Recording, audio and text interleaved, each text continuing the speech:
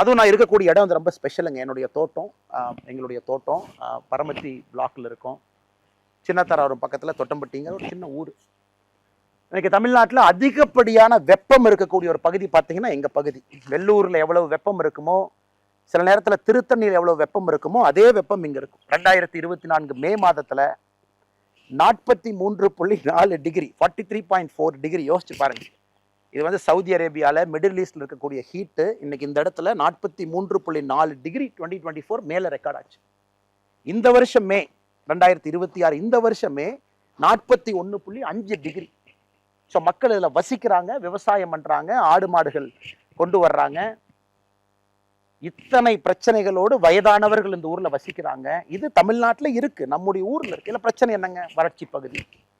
இங்கே இருக்கக்கூடிய இடமெல்லாம் பார்த்தீங்கன்னா சுண்ணாம்புக்கல்னு நம்ம சொல்லுவோம், வெங்கச்சாங்கல் சுண்ணாம்புக்கல். ஸோ இது வந்து மலையை ஜென்ரலாக உறிஞ்சாதுன்னு ஒரு விஷயம் இருக்கு. ஏகப்பட்ட ஹீட்டு, கிரீன்ஸ் எல்லாமே, கிரீன் என்விரான்மெண்ட் எல்லாமே அழிஞ்சிக்கிட்டு போகுது. வேலிகள் எல்லாம் காணாமல் போகுது. இன்னைக்கு உயிர் வேலிகள் நம்ம போடுறது கிடையாது, கம்பி வேலி போடுறோம். அப்படி இருக்கும் பொழுது மொத்த வெப்பம் இங்கே அதிகமாக இருக்கு. ஸோ அப்போ இங்கே ஆல்மோஸ்ட் விவசாயம் செய்ய முடியாது அப்படிங்கிற ஒரு இதில் என்னோட அப்பா அம்மா எல்லாருமே எனக்கு கஷ்டப்பட்டு சொல்லி கொடுத்தது, எப்படியாச்சும் படித்து தப்பிச்சு போயிரு, எப்படியாச்சும் படித்து இந்த ஊரை விட்டு போயிரு, எப்படியாச்சும் படித்து தோட்டத்தை விட்டு போயிரு, எப்படியாச்சும் படித்து விவசாயத்துலேருந்து தப்பிச்சு வெளியே போயிரு. ஆனால் எல்லா பக்கம் சுற்றி அடிச்சுட்டு நான் ஃபைனலாக வந்தது இங்கே தான். 2020 என்னுடைய பதவி போலீஸ் சர்வீஸில் வேண்டான்னு வந்ததுக்கப்புறம் இங்கே வந்து பெருமுயற்சி எடுத்தேன்.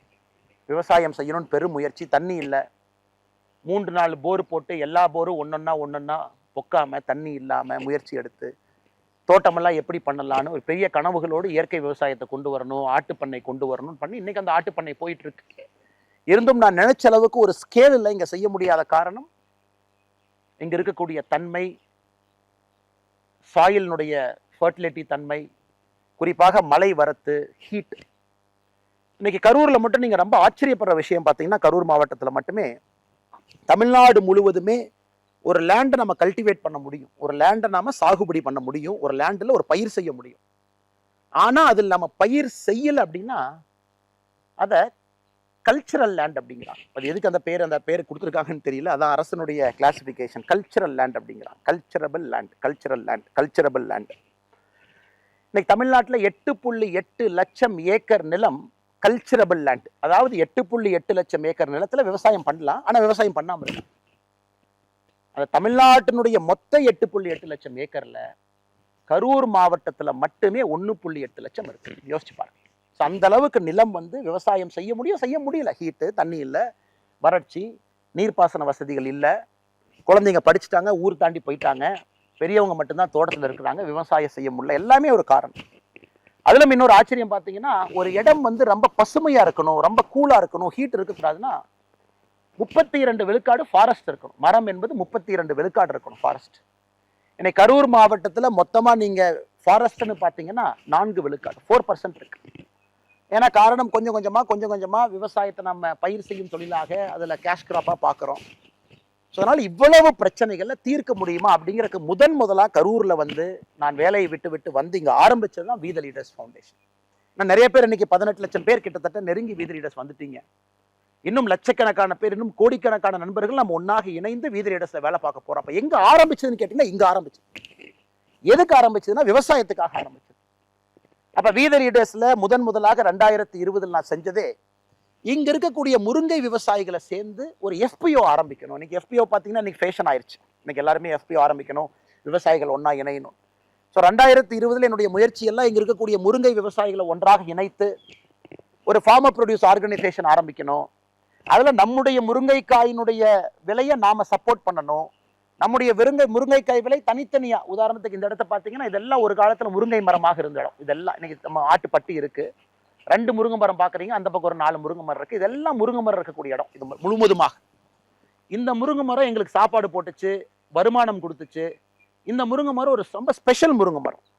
இப்போ தமிழ்நாட்டில் பார்த்தீங்கன்னா அக்ரிகல்ச்சர் யூனிவர்சிட்டியினுடைய வெரைட்டி 2-3 வெரைட்டி இருக்குது, கருமுருங்கை இருக்குது, நிறைய வெரைட்டி இருந்தாலும் கூட இந்த நம்முடைய மூலனூர், சின்னத்தாராபுரம், காப்பரமத்தி, வைரமடை, அரவக்குறிச்சி, பள்ளப்பட்டி இந்த பகுதியில் வரக்கூடிய முருங்கைக்காய் என்பது கிட்டத்தட்ட வருடம் முழுசுமே காய்க்கும். 12 மாசத்துல குறைந்தபட்சம் 9 மாசம் காய்க்கும். அதிக வருமானம் வரக்கூடிய நாட்டு முருங்கை, மூலனூர் வகைன்னு சொல்லலாம். நம்மளுக்கு ஒரு லோக்கல் பேர் நம்ம சொல்லிக்கலாம். இந்த முருங்கைக்காய் அப்படியே கத்தையை எடுத்துட்டு செவ்வாய்க்கிழமை சந்தை பக்கத்து சந்தைக்கு போனீங்கன்னா அப்படி கிராமத்தில் பார்த்தீங்கன்னா சந்தைக்கு எடுத்துட்டு போவாங்க. அது கண் முன்னால் கொஞ்சம் கொஞ்சமாக அழிய ஆரம்பித்து வருமானம் இல்லைன்னும் பொழுது இதை நாம் ஒரு FPO கொண்டு வந்து முருங்கை விவசாயிகளை ஒன்றாக இணைத்து 1000 பேர்த்து இணைச்சு ஒரு FPO உருவாக்கலாமா அப்படிங்கறக்காக வி த லீடர்ஸ் ஃபவுண்டேஷன் விவசாயத்தை நோக்கி வந்தோம்.